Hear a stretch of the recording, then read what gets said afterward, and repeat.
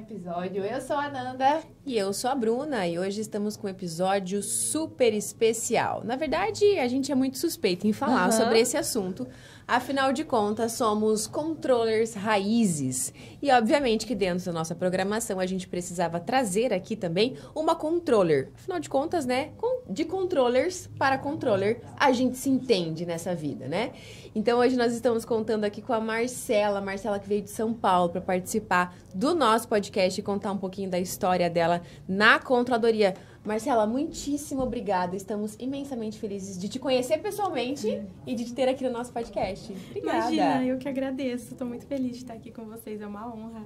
Obrigada. Vamos lá então, gente. A Marcela Reis, ela é formada em Direito pelo Centro Universitário de Araraquara. Ela é pós-graduada em Processo Civil e Gestão de Processos e pós-graduanda em Gestão de Escritórios e Departamentos Jurídicos. Há mais de 8 anos ela atua na gestão, auxiliando escritórios de advocacia na estruturação de rotinas, fluxos e estratégias para alcançar, obviamente, a maior eficiência e os resultados. E ela é idealizadora do projeto Reconecte-se, que é transformando vidas e trabalho. Ela é responsável por dar origem à Semana Mundial de Conscientização sobre Síndrome do Burnout em Araraquara. E, além disso, a Marcela é palestrante em saúde mental no trabalho, unindo a sua vivência no mercado jurídico à defesa por ambientes mais saudáveis. Marcela, vamos começar porque a nossa cabeça tem muitas perguntas aqui para você, para que a gente troque muita ideia. E eu queria que você começasse contando pra gente como é que foi esse teu ingresso nesse mundo da controladoria jurídica. Como é que você começou, como que você se descobriu e se despertou como controller? Bom, no começo, a faculdade de Direito eu já caí ali meio que de paraquedas, porque eu não tinha tanta certeza se eu queria. Gostava da área, mas eu não sabia ainda se eu queria advogar ou ir para a área do concurso público, porque quando a gente entra na faculdade de Direito, é só esses dois caminhos que apresentam pra gente. E aí eu embarquei nessa, logo nos primeiros dias de aula já gostei muito, mas eu fui ter o contato mesmo com a controladoria ali perto do 4º ano da faculdade, porque eu já trabalhava num escritório de advocacia. E aí, eu fazia muito essa parte da gestão. Só que até então eu nem sabia que existia controladoria jurídica. E eu fazia as atividades de um controller, mas não sabia o que era. E aí, esse antigo gestor do escritório que eu trabalhava, ele falou, precisa procurar alguma coisa para você fazer, para se especializar mais, porque eu vejo que você gosta muito. E aí foi onde ele me promoveu a gerente, porque a gente também não sabia desse nome, então eu era gerente. E aí eu fiz o curso de gestão empresarial, só que nada era muito voltado, específico para a controladoria jurídica. E aí eu fui buscando, falei, não, preciso achar, deve ter alguma coisa. E aí foi onde eu achei a dona Nanda. A dona Nanda sou eu. Pioneira na controladoria. Achei a Nanda, e aí eu fiz o curso básico que você tinha lançado, e eu gostei muito. E aí, através da Nanda, eu fui conhecendo ali os outros, né? Mas antes de eu chegar ali na Nanda, eu fiz o Na Trilha com a Pri. E aí foi onde eu conheci que o que eu fazia era uma profissão, que era controladoria jurídica. Sempre gostei muito de organização. Em casa, meu marido até sofre comigo. Eles sofrem, todos os maridos Todos de controle sofrem. Sofrem. E aí, acabei seguindo mesmo, fazendo as especializações. E aí, fui para esse mercado da controladoria, esse mundo que é maravilhoso. E quando a gente fala de controladoria, eu acho que todo mundo começa assim. É controller sem saber que é controller, até nos dá um crachá de que você é controller, né? E aí, outra barreira que a gente passa é controladoria é só prazo. Sim. Hoje a gente entende que não é. Quais são os pilares fundamentais, as atividades principais, além dos prazos, que você defende que uma controladoria jurídica bem posicionada precisa fazer, precisa sustentar? Sim, eu começo falando que a controladoria não é só conferir, mas é prevenir também, né? Muita a prevenção. Até às vezes comparo com a nossa saúde. A gente precisa ir no médico fazer aquele check-up, pelo menos uma vez por ano. E aí os escritórios é a mesma coisa, precisa ter ali um controller para poder auxiliar ele a gerir, né, saber quantos processos tem, qual que é ali a satisfação dos clientes. como que tá o engajamento dos funcionários.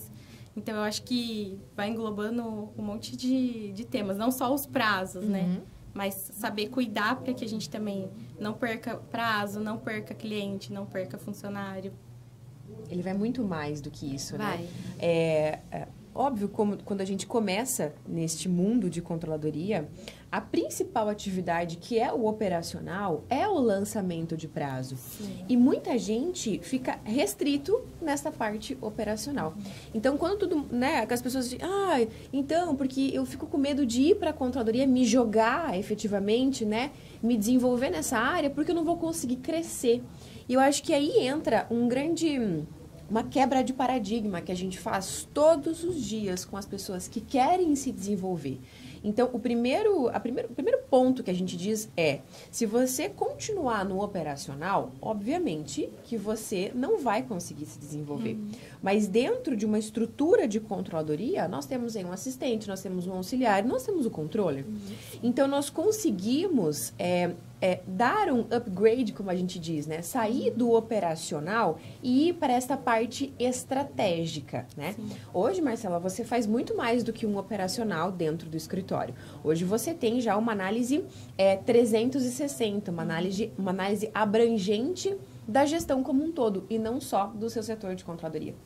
E aí, o que você entende que as controllers precisam fazer para sair desse operacional e elevar o nível para um estratégico? E aí, já pensando não só em agregar atividades, responsabilidades, mas também ter esse up, né, na parte de remuneração, que ainda é pouco falada Sim. dentro do setor. Então, para você, o que você entende de que atitudes desses controles que eles precisam fazer para subir de nível? Sim. Algo assim, que foi uma virada de chave na minha vida foi fazer a especialização em gestão, principalmente gestão de pessoas.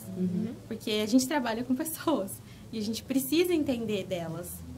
Então, a partir desse momento que você entende como tratar cada pessoa ali dentro, a forma com que você vai cobrar, por exemplo, um prazo. Então, acho que tudo isso está incluído nessa escalada aí, para poder ficar naquele nível bacana. Eu acredito que além de... Eu sei que muitas pessoas, muitas controllers começam na controladoria na intenção de eu vou tentar, né? Eu vou descobrir. Eu talvez ainda não me identifiquei com essa atividade, mas a gente sabe que o sucesso de uma controladoria depende 90% do profissional que está do outro lado. Sim. Porque a gente tem, de um lado, um escritório que está aprendendo a viver com uma controladoria, que está crescendo em maturidade, e uma controller que precisa dar esse impulso. A gente já chegou em escritórios que, depois de 1 ano de controladoria, nada tinha acontecido.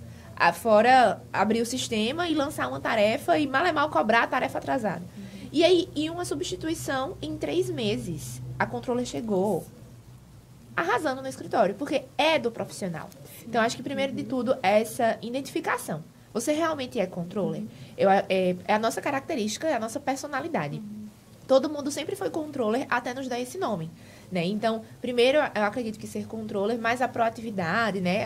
Quais as skills, assim, que tu acredita que essa profissional precisa se posicionar para se mostrar no escritório? Eu sou autoridade de controladoria. Como é que tu vê isso também? Sim, eu acho que conta muito a paciência também. Sim. Porque quando fala de controladoria, os escritórios, quando eles vêm, eles acham que é, assim, lindo e eles querem pra já. E acho que amanhã já vai estar tudo estruturado. E não, a gente sabe que é um passinho ali por dia. Então, precisa ter essa perseverança também, persistência, de ficar ali cobrando, de saber que não vai ser do dia para a noite, que você vai mostrando os resultados ao longo do tempo. A responsabilidade é algo, assim, muito importante. A organização, né? Que é inevitável, né? É principal. Mas eu acho que é muito isso. É um processo, né, de amadurecimento, e o setor nunca vai estar pronto. Sim. Porque quando a gente termina de fazer procedimentos internos, chegou a hora de atualizar. Quando a gente termina os procedimentos dos POPs, eventualmente eu preciso fazer outra coisa no sistema, uma auditoria ou algo nesse sentido. Então, é muito volátil, né? A gente nunca vai estar pronto, a gente sempre vai estar em movimento. E eu acho que quando a gente muda a chave, foi o que a Nanda falou, a gente entende de que, poxa, é isso que eu quero. Aí tem também quebrar barreiras profissionais. quebrar barreira perante família, Sim. perante amigos. Poxa, mas você estudou 5 anos de direito? Você vai jogar direito no lixo? O que está acontecendo? Sim. Você vai virar secretária do escritório? Eu não acredito. Então, quantas vezes a gente troca ideia com controllers e é a mesma história? E aí a gente quebra essa barreira, entende de que é possível se aperfeiçoar, buscar um curso específico para isso, afinal de contas, na faculdade a gente não aprende. E aí a gente consegue entender um pouco mais sobre dados, consegue entender, fazer cursos e se aperfeiçoar mais em dashboards, em levar informações para os clientes, em ter um melhor tato com as pessoas, como você falou agora. Afinal de contas, a controladoria ela é essa engrenagem no escritório, né? Eu preciso ter acesso a todo mundo, a todas as pessoas. Então, entender pessoas, ela é fundamental. Extração de relatórios, ter esse link com o comercial, ter esse link com o financeiro, né? Então, tudo isso vai moldando o profissional para que ele saia de um nível de operacional e venha para o nível estratégico, né? É muito da ação de você ir buscar a sua qualificação, porque não existe um curso. E aí muita gente pergunta, o curso de vocês vai me deixar pronto para ser controller? Não vai. Não é um curso, não é uma fórmula mágica, um pó de pilim-pim-pim que vai te transformar na fada madrinha e você vai ser a melhor controller no outro dia. Não é. É um curso de controladoria, é um curso de gestão de pessoas, é um curso de gestão de tempo, é um curso de dados, como ler, como interpretar. Então, é muito difícil, porque é uma formação multidisciplinar. Então, a gente tem que querer muito. Investir o nosso tempo e dinheiro em tudo isso. E falando em dados, né? Hoje está cada vez mais comum, claro, né? Esses cursos, workshops, para que a gente saiba tratar os dados da mesma forma para trazer informações estratégicas voltadas para o escritório. E aí, falando em dados, informações, enfim, tem algum indicador que você tem na sua cabeceira, né? Esses são os meus indicadores preferidos e eu tiro eles toda semana, todo mês, todo trimestre, não sei. Você tem esses indicadores queridinhos que você tira? Sim, a padronização eu acho que logo quando vai no começo ali é essencial, né? Que a gente faz ali aquela a gente mede os índices do escritório para saber como que tá, o que precisa organizar. Então, padronizar para mim assim, eu falo que eu sou a louca do workflow. Adoro um workflow. Facilita muito a vida, né? Sim, sim. E aí, essa questão também de ver a satisfação do cliente, né? Esse índice, ele é muito importante, porque o cliente feliz, ele vai te indicar. E o boca a boca é uma das melhores propagandas hoje em dia. Mas tem algum indicador que você diz, não, se o escritório medir, não sei, produtividade, atividades por pessoa, eu sei que depende muito do sonho do escritório, né? O que é que o escritório quer medir. Mas o que você considera, assim, indispensável com o básico. Tem um sistema básico, tem uma planilha. Sou um controller que o escritório não me dá espaço, mas eu queria mostrar que eu entendo, que eu sei medir alguma coisa. Tem os favoritos, assim, o top 5 que tu vê que é importante acompanhar. Sim, a produtividade, né? Eu não posso deixar de falar, porque é algo que eu prezo muito, né? Principalmente com os meus projetos sobre saúde mental. Sim. Então, a gente sabe que em escritório de advocacia a gente tem altos índices aí de pessoas que também adoecem, porque lida com prazo, com cobranças. Então, se tem um colaborador ali que está com muito processo, muito prazo para fazer, então a gente consegue dar uma desafogada, ver se precisa contratar mais alguém ali para ajudar no time. Então, eu acredito que assim, o top 1 para mim seria essa questão da produtividade, de analisar ali. E você até faz isso semanal ou mensal? Depende. Eu costumo ver mensal, porque o sistema que a gente usa, ele mostra ali por mês. Então, aí termina o mês, eu dou uma olhadinha para ver como é que foi, se tem alguém que está muito sobrecarregado. E aí, pra gente tentar dar uma equilibrada ali, porque é importante. E até a questão de reconhecimento também, né? De ver até, não só quanto que está fazendo, mas a qualidade do que está entregando, se está gerando, por exemplo, um resultado positivo para o escritório, né? Por exemplo, fez um recurso e conseguiu contornar aquela situação ali, então, aquela decisão que não tinha sido favorável, então também é importante ver isso. Você consegue ter essa noção? Para poder ver, sim, conforme eu vou tratando as intimações, eu já vou dando essa olhadinha. Mas aí eu fiquei curiosa. É tu quem faz isso? Ou a equipe alimenta? Porque a gente tem que lembrar que o controller não consegue tudo só. Sim, a gente precisa conscientizar para que os advogados alimentem o sistema. Sim. Você consegue ter essa ponte de comunicação? Como é essa cultura para que você tenha esses dados? Sim, eu peço para sempre colocar as informações, porque a gente chama de card ali, né? O card do cliente tá sempre atualizado, porque vai ajudar em tudo. Você precisa dar um andamento para o cliente, né? Desde de tudo. Então, quando eles colocam ali, eu consigo ver. Mas, assim, quando vem a decisão favorável, eu já sou curiosa. Eu gosto de entrar para dar aquela checagem também, para ver. Porque foi algo que era difícil, às vezes a gente nem sabia que ia dar certo, eles conseguirem converter a decisão. Então, é algo que precisa ser visto também, né? Tá aí, curiosidade, uma outra soft skills, né, da controladoria. Vendo como cada controladoria é única? Porque, apesar de a gente ter uma lista imensa, a gente poderia escrever aqui essa mesa inteira de atividades que a controladoria faz. Tem controladoria que não consegue fazer essa análise de jurimetria. Por quê? Não tem tempo, porque é sozinha, porque o escritório prioriza outra coisa. Então, assim, não existe um certo e um errado. Ai, Bruno, tu é controller, o que é que tu faz? Vai ser totalmente diferente do que eu faço. Porque cada uma vai ter uma realidade. Mas então, ela consegue, mas outra controller talvez não consiga, porque a prioridade dela é outra. Mas há 10 anos atrás, quando a gente falava de controladoria, era tipo isso. Era como se achasse um pelo em ovo. Então, se eu achasse uma controller, eu queria saber o que ela fazia, como que você fazia, como é que você trata, porque era uma coisa diferente ainda, né? Então, quando você comentou de referência da Ananda, né? Ela pioneira nas redes sociais, né? Com esse tema, falando sobre isso. E já, né, nominalmente falando, controladoria jurídica, né? Ela já tinha colocado o crachá da skin dela de controller e já começou nesse sentido. Então, eu acho que isso atrai muita... E aí, como é que você faz isso? A tua equipe te obedece? Você consegue no D-1? Qual é o sistema que você usa? Você consegue tirar teu relatório? Então, eu acho que era muito isso, essa comparação, né? Hoje já é muito mais tranquilo sobre isso. Não de se comparar, de, eita, aqui eu não consigo, ai, minha controladoria é péssima, não vou mais existir, não vou mais viver. Mas é a curiosidade de como você fez para conseguir fazer tudo. E aí, dentro do tempo que eu tenho, das atividades e da prioridade, eu vou tentar encaixar. Então, eu digo, tem que querer muito ser controle. Porque talvez a gente vai rimar contra a maré inteira do escritório. Porque ela consegue fazer isso, eu também queria fazer. Mas o escritório acredita que não seja prioridade. Mas por eu acreditar e defender aquilo, eu vou fazer. Vou me virar dentro do tempo que eu tenho para poder entregar. Então, não se culpar porque a sua controladoria não faz. Talvez ainda não seja o tempo. Eu passei mais de quase 7 anos em uma controladoria que eu não fazia protocolo.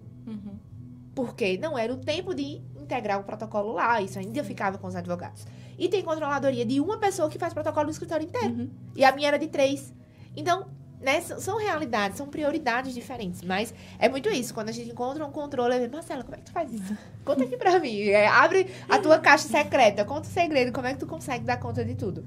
E assim, pensando já numa visão de futuro, né? Do futuro da controladoria.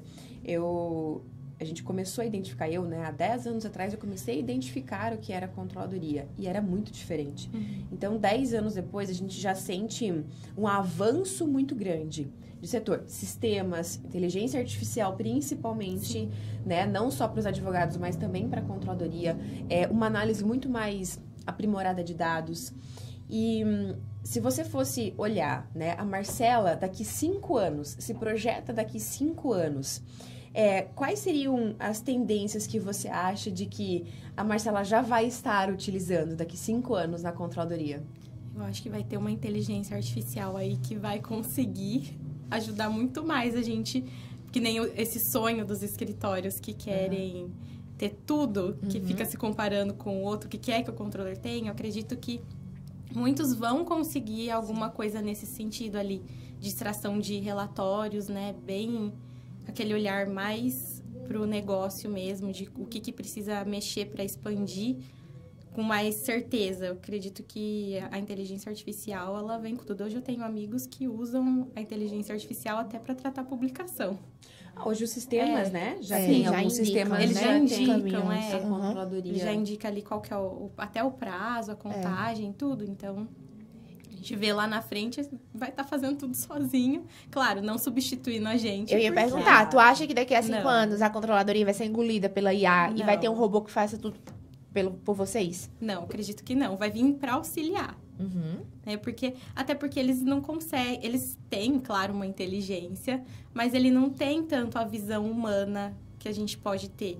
Então, eu acho que vem ali pra somar, né? É porque quem vai operar?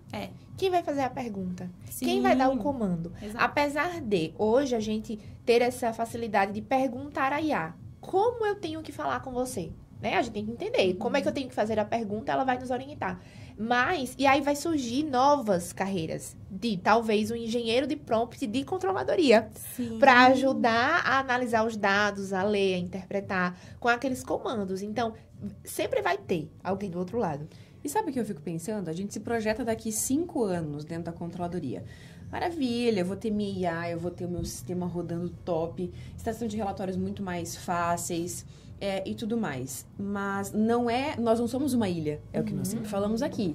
A controladoria não é uma ilha no escritório. A gente precisa ter pontes com todas as frentes. E aí, isso é uma preocupação minha. E eu quero saber se é uma tua também. Por quê? Porque do mesmo jeito que eu preciso, né, correr contra o tempo e estar à frente da tecnologia sempre, a minha equipe também. A minha equipe também precisa acompanhar essa minha evolução do setor. Né? Então, esse contato, esse relacionamento com a equipe, né? É óbvio que a gente entende que ela é importante, ela é necessária. Mas como que você vê que isso vai acontecer daqui 5 anos, né? Essa mistura, sabe? Entre controladoria jurídica lá no topo e equipe que ainda tá aqui remando, tá ainda tentando entender o que tá acontecendo no mundo, assim, sabe? Sim. Eu gosto muito de usar aquele exemplo que eu ouvi em algum lugar, mas eu não lembro de quem e da onde que foi. Que eu achei muito interessante. A controladoria é como se fosse um trem, né? Tem ali o vagão principal e os demais. Então, a locomotiva segue e eles vêm junto. Então, eu acredito que esses treinamentos, essa troca periódica, ela é muito importante. Fazer essa integração com o time, conversar, mostrar por que é bom o resultado, para eles também poderem entender. Porque, a Marcela chegou com uma ideia nova aqui, porque tem resistência. A gente lida muito com a resistência. Né? Então, é importante a gente mostrar para eles por que isso vai fazer a diferença ali na rotina deles, porque a gente sabe que o escritório, a parte técnica, eles precisam focar no técnico, né? Mas a gente trazendo ferramentas para deixar isso ainda melhor, né? Hoje a gente tem aí até protocolos, robô fazendo protocolo já. Então, mostrar para eles a importância disso. E a otimização do tempo, a otimização do tempo. Todo mundo hoje quer ter mais tempo, né? Exatamente. E assim, me veio, né, uma pergunta curiosa, assim. Qual foi o maior perrengue que você já passou na controladoria jurídica? Maior perrengue? Olha, já teve perda de prazo, que assim, é algo que a gente não dorme. Esse é o plano basic dentro da assim, controladoria. A alma sai do corpo. Não passa nem sinal de Wi-Fi, nada, sabe? Eu acho que a perda de prazo, assim, acho que é o maior pesadelo nosso. O meu, pelo menos. Afinal de contas, estamos aí para evitar, mas também somos seres humanos. E muitas vezes dependemos de tecnologia, que também, às vezes, não nos ajuda. Então, né? Não dá para terceirizar a culpa. Mas é importante lembrar que é uma responsabilidade nossa. Coisas podem acontecer, né? Sim, mas perda de prazo, ela passa, né? Ela passa levando a gente. Sim, e tem mais um que, assim, eu vejo que ainda existem escritórios que fazem. E eu passei por um escritório há muitos anos atrás que também fazia isso. Eles imprimiam as intimações e aí eles cortavam, parecia que estava dando aquelas frasezinhas, sabe? Que vem no, tipo, no japonês. Isso. E saía distribuindo. E assim, aquilo tirava o meu sono, porque às vezes o funcionário tá ali empenhado, mas ele não é tão organizado, às vezes coloca na pastinha, tudo, mas ele se perde. Né? Então, se perde não, vai perder. Vai perder. E aí, esse era assim, acho que foi o perrengue maior de conscientizar eles que os prazos estavam sendo lançados no sistema e que eles tinham que usar lá. E aí, a resistência maior foi essa, que muitos queriam continuar no papelzinho. Sim. Eles não queriam fazer no sistema. mesmo o sistema, quando a gente contratou, chamou todos, ó, esse daqui é o sistema que vai usar, apresentamos várias opções, e aí pegou a que era mais fácil ali para utilização, né, tinha um visual bacana, e eu acho que esse daí foi um perrengue difícil. Ela já falou 2 vezes sobre resistência. É a primeira atividade que a gente encontra quando a gente chega. É resistência. E aí um controller que tá começando agora, chega com toda a energia, força, na primeira semana chega chorando em casa, né? Porque já encontrou a resistência. Qual é a dica que você poderia dar para esse controller que se descobriu, tá empolgado? Todo mundo começa emocionado, né? Caramba, a controladoria é meu lugar. E aí na primeira semana os advogados, não, aqui não vai se criar não, né? E a gente precisa construir o nosso espaço. Qual é a dica que você traz ou que você já usou, se você puder citar exemplos de como quebrar essa barreira da resistência com a equipe? Eu acho que o principal é você mostrar que você não tá ali como um inimigo, porque muitos se sentem ameaçados. Falar, ela vai ficar me cobrando, ela vai ficar mexendo no saco, né? Então, não. O controle, ele tá ali para ser o seu aliado, para te ajudar, para te dar mais tempo, né? Então, eu acho que fazer o advogado, a equipe, entender que você tá ali para ajudar e mostrar os resultados, eu acho que é o principal. Mas, é claro, tem que ir com paciência, porque não é fácil. E qual a importância do sócio nessa ponte? É muito importante, porque o apoio do sócio mostra para eles que tem que fazer, né? Tem que seguir, que é importante, então vai ter muita influência ali nas decisões, porque não adianta, a controladoria sozinha também não tem como ela ser implantada, né? Precisa ter o apoio de todos. A gente vê e fica tão feliz quando a gente vê controllers chegando nos escritórios e sentindo essa resistência. E delas já trazerem, por exemplo, uma apresentação sobre o que é controladoria. A gente fica tão feliz com isso, porque, primeiro, que a gente sente que ela tem a certeza do que ela quer, é isso que ela quer para a vida dela, ela tá encarando um grande desafio, chegando numa estrutura que ela simplesmente poderia ser apedrejada.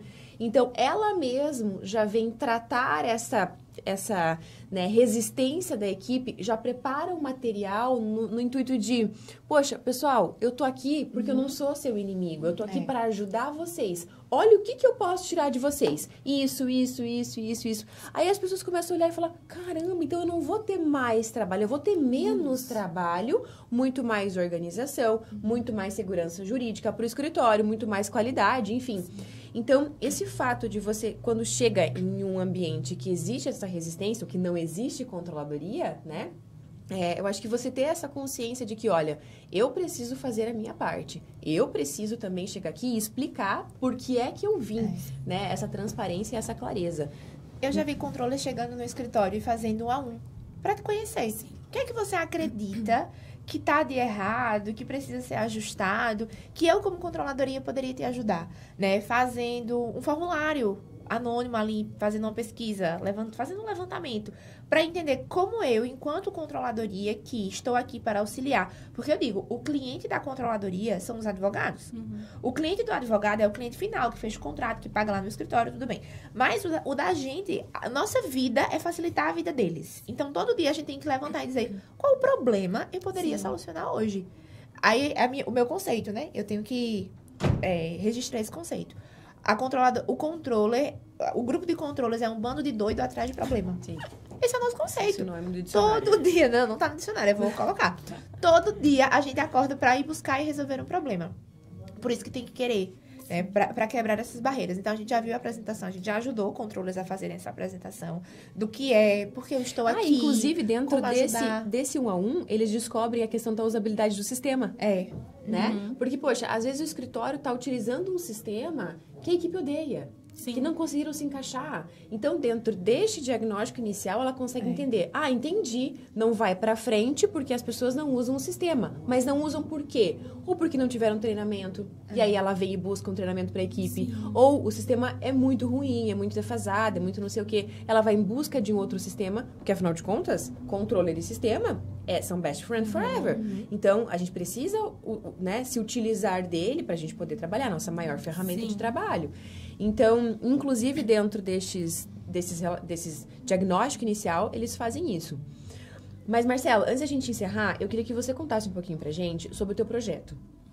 Da onde que surgiu o teu projeto, o porquê, né, que você quis investir nessa seara, conta pra gente. Bom, o projeto começou há anos atrás, quando eu recebi o diagnóstico da síndrome de burnout. Eu trabalhava em escritório de advocacia e o burnout veio, né? Foram anos eu levando ele ali sem saber o que era, com sintomas escancarados. E aí eu procurei uma amiga, que ela é vereadora na minha cidade, para poder falar para ela que eu queria levar essa mensagem para outras pessoas, e principalmente para escritório de advocacia, que a gente sabe que tem uma pressão muito grande, né, no setor comercial para fechar contrato, na elaboração de prazos. E aí eu descobri que na minha cidade, lá em Araraquara, já tinha uma lei municipal que era sobre a semana de conscientização. Era uma semana só para isso, né? Então, é a Lei 7.337 de 2010 e é sempre feito em outubro. Só que eles nunca tinham colocado em prática essa lei. Nunca fizeram nenhum evento, nenhum projeto. E aí ela falou, ó, preciso pesquisar se tem a lei. Se tiver a lei, a gente já está com meio caminho andado, senão a gente tem que fazer um projeto, esperar aprovar para poder fazer um evento. Então, a gente já deu aquele salto, porque já tinha a lei lá. Então, aí nós fazemos a semana, sempre em outubro, ela é na semana do dia 15 de outubro. Só esse ano, que por eventos municipais lá não deu certo fazer, vai ser em novembro. Já fica o convite também aqui. Esse ano nós vamos ter painéis bem bacanas. E aí esse projeto a gente faz não só a parte ali de conversas, de palestras, né, para poder falar o que é a doença, como procurar ajuda. Nesse ano vai ter uma cartilha para ajudar as pessoas a entender o que é a doença, onde que elas podem buscar ajuda. Tem muito lugar hoje que dá ajuda gratuita. E a gente encontra ainda muita resistência das pessoas em procurar isso. E a gente faz a parte prática também. Então, com atividades ali relaxantes. Então, nós já tivemos atividades de pilates, de movie flow, atividades de yoga, para a pessoa aprender a se desconectar mesmo ali, né, do celular, que hoje as redes sociais tá demais, do trabalho, e tirar um tempo para a família, para ela, ter mais horas do eu, que a gente costuma falar. Eu tenho uma amiga psicóloga de lá que ela fala, a gente precisa tirar a hora do eu. E eu gosto muito dessa hora do eu. A minha psicóloga também, ela fala, primeiro conselho que ela me deu foi, você precisa fazer alguma coisa sozinha. Vai no cinema sozinha. Eu achei aquilo um absurdo. Eu falei, como assim eu vou sozinha no cinema? E aí, é uma experiência única a gente ter essas horas do eu, né? A gente precisa, não é egoísmo você pensar em você, você precisa se priorizar. E aí esse projeto ele veio para conscientização. Então hoje eu levo também para dentro do meu trabalho de escritório de advocacia. Já fiz alguns trabalhos para escritório de advocacia, com treinamentos para equipes, para poder medir ali os níveis de estresse deles, como é que tava, para poder melhorar o ambiente, porque é importante. Você tá ali naquele ambiente, tem que ser harmônico, né? As pessoas têm que se sentir valorizadas. Então, o projeto, ele abrange essa parte também. Bem voltado para escritórios. Hoje eu aplico para escritórios de advocacia, mas eu já também levei para outras empresas. Lá no estado de São Paulo, eu fiz já palestras na Rumo, que é uma empresa grande e é uma multinacional, né? E eles têm um projeto incrível de cuidado com os colaboradores. Então, é possível a gente levar para o escritório, né? Tem escritório que é pequenininho e fala, eu não sei como que eu vou fazer isso daqui aqui, né? Posso até citar o meu exemplo hoje aqui com vocês, né? Que o escritório tem feito por mim é algo, assim, maravilhoso, né? Então, é possível, assim, você proporcionar coisas para melhorar a saúde do seu colaborador. Então, às vezes, vou gastar muito com isso. Gente, é uma coisa simples que você faz. Às vezes é um bom dia que você dá. Sabe? É o gesto que vai fazer a diferença ali com o funcionário. E dentro da rotina da controladoria, isso impacta muito. Sim. Porque é muito estressante. Sim. É a pressão de fora, é a pressão dos prazos, é a pressão do tribunal que não funciona, do protocolo que a gente não consegue fazer. Então, é um bom dia, é um chocolate, né? É um ambiente, é uma atividade laboral. Vamos só se esticar e fazer um exercício aqui, que vai mudar, com certeza, nessa produtividade, nesse impulsionamento do profissional. Então, eu espero que você continue pregando mais a palavra da saúde mental para os nossos controllers, porque é um ambiente que traz pressão. Precisa muito. A gente já viu excelentes profissionais desistindo, porque não conseguem mais suportar a pressão da responsabilidade que é ser controller. E é uma responsabilidade muito grande, né? Não é para qualquer um.